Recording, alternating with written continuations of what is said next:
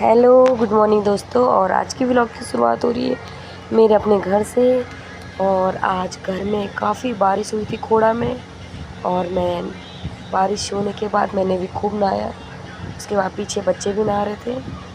आज था श्रावण में माँ का शिवरात्रि, और जो कि हम जल चढ़ाने गए थे, मैं और मेरा बेटा मंदिर में। उसके बाद बेटे ने जल चढ़ाया, उसके बाद मैंने भी जल चढ़ाया।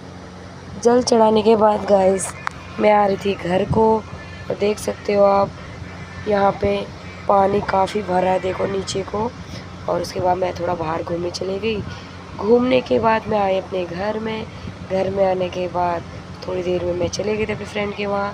फिर हमने खूब सारे बातें करी। बातें करने के बाद हम दोनों ने पी थी चाय, और बैठे थे तो चाय नहीं पी तो क्या पिया। उसके बाद गाइस आज का ब्लॉग इतना ही। मिलते हैं नेक्स्ट ब्लॉग में, तब तक के लिए बाय बाय गाइस।